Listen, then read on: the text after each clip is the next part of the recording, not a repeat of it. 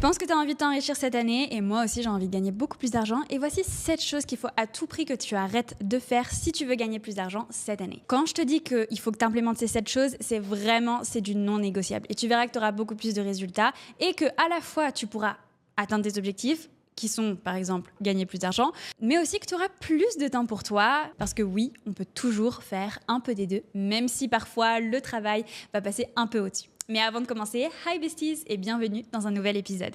Si tu apprécies le podcast, n'hésite pas à mettre un petit 5 étoiles sur l'application de podcast que tu utilises ou mettre un petit pouce sur YouTube et surtout à t'abonner pour pouvoir voir encore plus d'épisodes. La première chose, c'est de se faire payer à l'heure. Et quand je te dis te faire payer à l'heure, c'est que en fait, tu as un maximum d'heures dans une journée. Et donc, au lieu de demander un paiement à l'heure, que ce soit dans un travail classique ou bien que ce soit particulièrement lorsque tu es freelance, eh bien, tu vas demander un travail en fonction du résultat. Donc, je te prends par exemple la différence. C'est que si tu te dis, ok, je travaille à peu près 40 heures par semaine. Eh bien, si par exemple tu décides d'être payé 30 € de l'heure, 40 heures par semaine, eh bien, ça va te donner 4 800 €. Ok ? Si, au contraire, tu dis, moi, je veux pour le projet, pour le mois, 1 500 €. Si tu le fais plus rapidement, c'est tant mieux. Si tu le fais plus lentement, c'est tant pis. Mais tu sais que tu dis, ok, je veux 1 500 € et que tu prends au cut projet, par exemple, dans le mois, ça te fait 6 000 €. Donc en fait, tu as gagné 1 200 € de plus. Parce que tu es payé au résultat et non à l'heure. Tu vas leur dire, moi je vous fais ce montage-là, moi je vous fais la réponse à vos mails, etc. Peu importe combien de temps ça te prend, lorsque tu es payé au résultat, eh bien, si les personnes donnent de la valeur au résultat que tu offres, elles vont accepter en fait de te payer plus. Et toi, tu vas gagner plus. Il vaut mieux toujours monter en compétences, monter en valeur, pouvoir offrir plus aux personnes et tu seras payé beaucoup plus que de dire, moi pour tant d'heures, je veux être payé. Pourquoi ? Parce qu'en fait, si le résultat est le même, eh bien, moi je vais te dire au bout d'un moment, non, j'ai pas envie de te payer plus d'heures alors que c'est juste parce que tu prends plus de temps à faire cette tâche-là. Peut-être que je pourrais trouver une personne qui le fait en moins de temps ou alors qui me coûte moins cher. Fais en sorte d'apporter un maximum de valeur plutôt que d'apporter un maximum d'heures. Parce que je peux te dire, en tant que chef d'entreprise, moi, ce que j'ai plutôt envie, c'est d'avoir du résultat. Que tu mettes 1 heure ou 4 heures à faire le truc, j'en ai rien à faire. Ce qui est le plus important pour moi, c'est d'avoir mon résultat. Et moi, je veux te payer pour ça parce que un bon résultat, bien sûr, mérite d'être bien payé.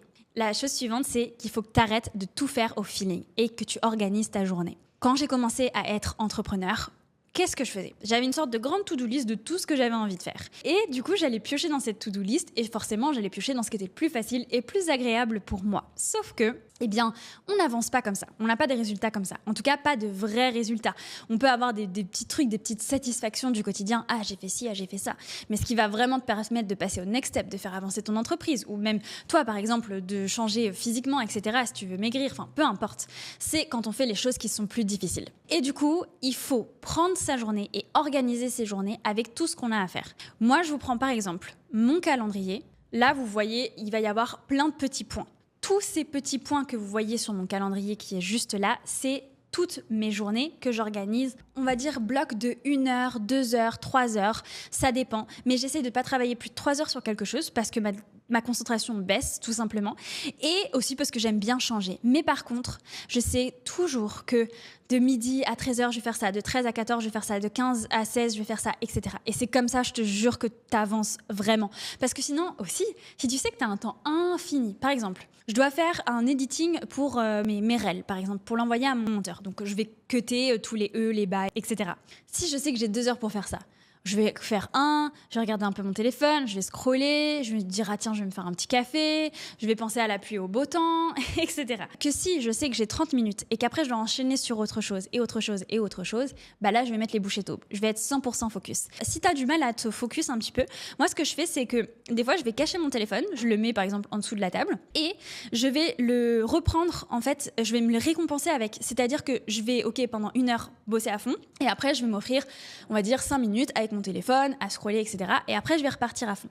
Mais en fait, en te mettant des time blocks, en te mettant des limites de temps, t'es beaucoup plus efficace. Et du coup, tu accomplis beaucoup plus de choses. Et il y a un truc que j'avais retenu quand j'étais employée. Et pourtant, j'ai appris certaines choses, mais au niveau mindset, c'était pas les meilleurs. Mais il y avait un petit stickers qui donnait, qu'on pouvait coller sur nos ordinateurs.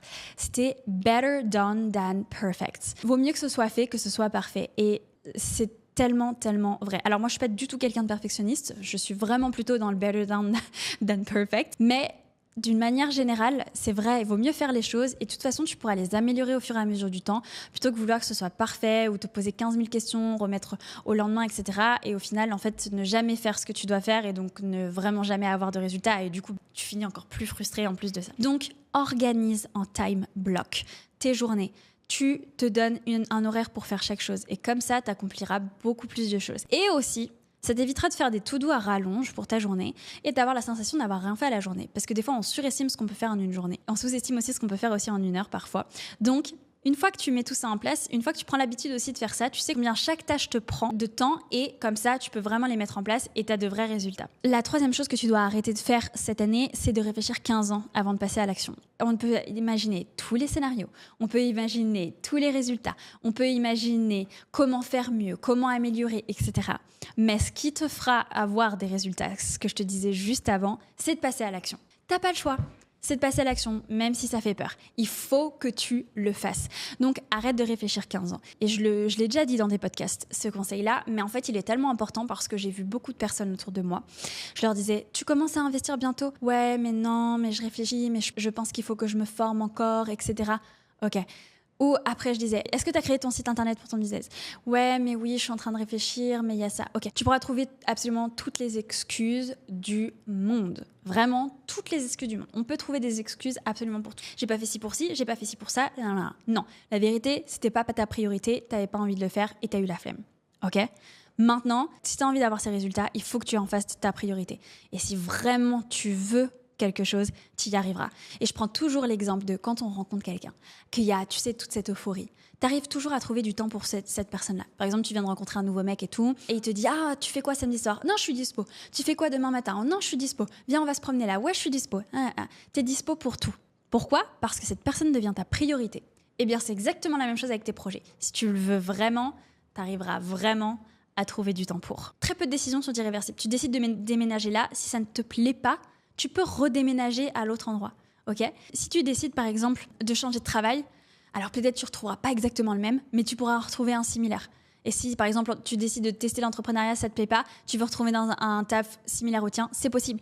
Mon assistante par exemple, elle est aussi assistante sociale, je crois qu'on dit comme ça en Belgique, eh bien elle l'a pas été pendant plusieurs années et là elle a repris un mi-temps. Et en fait, la plupart des décisions que tu prends, elles sont pas irréversibles et tu pourras toujours trouver une option pour revenir en arrière ou revenir à ce que tu faisais avant. Alors bien sûr, ça fait pas plaisir d'un point de vue social de dire j'ai changé de travail mais en fait ça me plaît pas et je reviens à l'ancien. Mais en réalité, les personnes qui t'aiment et qui te comprennent, bah elles vont juste comprendre tes motivations et elles vont être contentes pour toi si tu te sens mieux dans la situation dans laquelle tu es. La chose suivante, c'est d'arrêter les petits oui. Tu sais, ces petits oui de « oui, on va boire un verre »,« oui, on va boire un café »,« oui, on va visiter ci »,« oui, on va visiter ça ». En fait, tous ces petits oui sociaux, la plupart du temps, font perdre énormément de temps. Et je sais que c'est important, la vie sociale, je suis la première à en avoir besoin. Mais en fait, quand tu es constamment en train de dire plein de petits oui, eh bien, tu perds énormément de temps et c'est du temps que tu pourrais utiliser pour atteindre tes objectifs. Alors bien sûr, là, on parle d'atteindre ses objectifs, gagner plus d'argent, etc. Si c'est pas dans tes objectifs, bien sûr, ça n'a aucun sens ce que je suis en train de te dire. Si ton objectif, c'est juste de kiffer et que tu t'en fiches de gagner plus d'argent, de te réaliser professionnellement, enfin d'évoluer, etc. et que juste tu veux te concentrer sur le moment présent, bien sûr, ça n'a aucun sens. Mais là, on parle vraiment de j'ai envie d'évoluer aussi personnellement, j'ai envie de level up, j'ai envie d'atteindre certains objectifs. Et moi, en tout cas, c'est ce que j'ai envie de faire avec ma vie et je pense que si tu m'écoutes, c'est ce que tu as envie de faire aussi. Et donc, forcément, il faut arrêter ces petits oui. Il faut plutôt réserver des moments. Là, par exemple, pendant environ 3 semaines, j'ai travaillé tous les week-ends, j'ai pris 0 moment off. Et donc là, j'ai décidé de prendre vraiment un week-end complètement off où j'ai quasiment pas travaillé. J'ai dû travailler, on va dire 1h30, 2h, parce que j'ai toujours des petits trucs à faire et j'ai des employés et il faut aussi que je leur réponde et tout ça. Mais on va dire, voilà, j'ai juste pris 2 heures et sinon le reste du temps, j'étais off. Et en fait, je préfère concentrer, vraiment profiter pendant tout un week-end ou quelques jours, etc. ou quand je pars en vacances avec mes amis pendant une plus longue période de temps, plutôt que de dire plein de petits oui par-ci par-là et en fait de me rendre compte que ma journée elle va pas super vite et que j'ai rien fait de ce que je voulais faire, parce que c'est ça ce qui se passe avec les petits oui, c'est que tu te dis ok bon je vais vite fait voir machin, je vais vite fait boire un verre avec Laura, je vais vite fait boire un café avec Michel, etc. Sauf qu'en fait le temps d'y aller, le temps de prendre le verre, le temps de rentrer chez toi, bah tout simplement tu vas avoir 4 heures qui sont passées Et du coup, c'est 4 heures que tu aurais pu utiliser pour te former, travailler sur ton business, travailler sur toi, te développer personnellement, etc. La chose suivante, c'est d'arrêter de te reposer sur la motivation.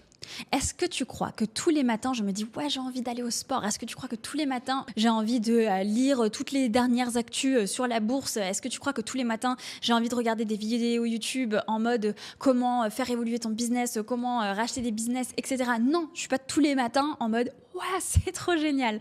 Même si j'adore ce que je fais, franchement, j'adore.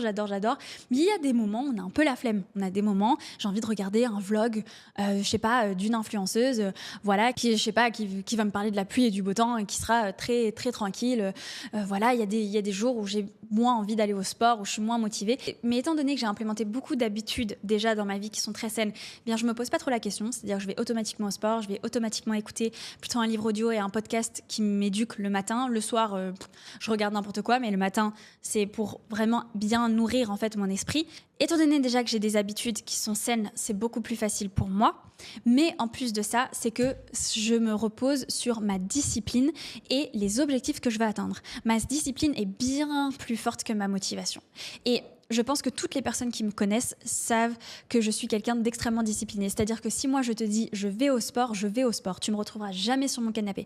Si je te dis je vais travailler, je vais travailler. Tu me retrouveras pas en train de scroller. Pourquoi ? Parce que je sais ce que je veux, je sais ce que je veux atteindre et que je sais que si je veux l'atteindre, il faut que je fasse ce que j'ai à faire. Et c'est sur ça que tu dois te reposer. C'est sur ta discipline. Il faut que tu saches être strict avec toi. Il faut que tu saches te contenir et que les moments où il faut travailler, il faut travailler. J'ai une mère qui m'a toujours dit, il y a des moments pour tout, il y a des moments pour se reposer, il y a des moments pour travailler et on ne mélange pas les deux. Et c'est justement quand tu fais ça que tu vas vraiment avoir des résultats. Parce que si c'est le moment de bosser, tu ne vas pas le remettre à demain. Tu le fais maintenant. Et quand tu fais les choses maintenant, en temps et en heure, que tu te tiens à tes promesses, parce que c'est ça aussi, c'est se promettre certaines choses et faire en sorte de respecter les promesses qu'on se fait à soi-même. Tu as de plus en plus confiance en toi, tu fais de plus en plus. Si tu fais de plus en plus, tu as de plus en plus de résultats. Et de cette manière-là, en fait, c'est un cercle virtueux qui fait que tu avances de plus en plus, tu es de plus en plus fier de toi, etc. Donc vraiment, ne te repose pas sur ta motivation. Repose-toi sur ton pourquoi je fais ça, qu'est-ce que je vais atteindre et ta discipline. Je ne me pose pas de questions, j'ai dit que je le fais, je me suis promis que je le ferais, je le fais. La chose suivante, arrêtez de boire les soirs de semaine. Arrêtez de boire bien sûr de l'alcool, je vais devoir être censurée, mais je sais que c'est très culturel. On parle beaucoup des autres pays qui boivent beaucoup d'alcool, mais en France, j'ai plein de potes qui boivent des bières très facilement. Les bières, c'est de l'alcool.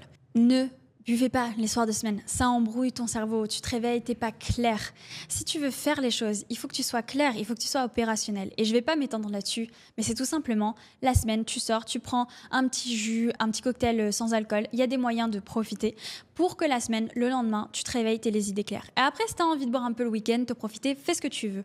Il y a pas de souci. Mais la semaine, il faut te tenir parce que, en fait, si tu te réveilles la tête dans le brouillard, même si c'est juste un petit peu, t'es quand même un peu plus dans le brouillard, un peu plus fatigué, un peu plus... parce que c'est pas juste boire de l'alcool, c'est aussi se coucher plus tard, etc. Si tu fais tout ça, en plus que t'as des mauvaises choses dans ton corps, forcément, la journée suivante, t'es fatigué et tu fais les choses moins bien. Et du coup, forcément, t'as moins de résultats, forcément. Ensuite, la chose suivante, c'est d'arrêter d'ignorer ton compte en banque. Il faut que tu regardes ton compte en banque. Il faut que tu assumes l'argent que tu as dessus, que tu deviennes maître de ton enrichissement. Ne pas le regarder, l'ignorer, il n'y a rien qui va apparaître. Ce qu'il faut, c'est que tu ailles le regarder régulièrement, que tu sois maître de ton enrichissement, que tu fasses tes budgets, que tu les répartisses sur différents comptes, que tu fasses tes investissements tous les mois, que tu n'aies pas peur d'aller regarder ce qu'il y a là-dedans et de faire en sorte justement d'avoir une bonne relation. Il faut qu'après, tu ailles regarder ton compte en banque, une fois que tu vas mettre en place des bonnes habitudes, que tu sois fier. Moi, quand je regarde mon compte en banque, je me dis « Ah, franchement, Rachel, tu fais du bon travail, tu gères bien ton argent, tu t'enrichis, c'est une bonne chose. » Et oui, il y a un compte où je vais faire toutes mes dépenses du quotidien, donc je le vois baisser. Mais en fait, je sais que je gère bien mon budget. Je sais que si je regarde mes comptes d'investissement et d'épargne, eh bien, ça fait que augmenter. Et donc, je suis fière de moi, je suis fière de ce que je fais, je suis fière vraiment de ce que j'implémente. Et c'est ça qui est important. Et il faut que tu aies une bonne relation avec ton argent. Si tu veux t'enrichir, réellement, si tu veux t'enrichir cette année, il faut que tu aies une bonne relation avec ton argent, une bonne relation avec ton compte en banque, que ce soit toi qui sois maître, que pas que ton compte en banque qui te fasse peur en mode « t'as mal fait tes devoirs ». Non, il faut que ce soit toi qui ailles voir ton compte en banque et que tu fasses « ok, c'est bien, tu te comportes bien, je gère bien mon argent, tout se passe bien, c'est moi qui suis maître de mon enrichissement, c'est moi qui suis maître de mon argent, de mes dépenses, etc. » Et enfin, la dernière chose qu'il faut que tu arrêtes, c'est de manger des calories vides au petit déjeuner. Ce qu'il faut, c'est de manger des bonnes choses qui vont te donner de l'énergie. Je pense profondément que tu n'as pas besoin de manger beaucoup et qu'il faut déjà manger quand on commence à avoir faim, parce qu'on est très habitué à manger parce qu'il faut manger. Moi, je me suis mise à attendre d'avoir faim pour manger. Donc déjà, ça change beaucoup de choses.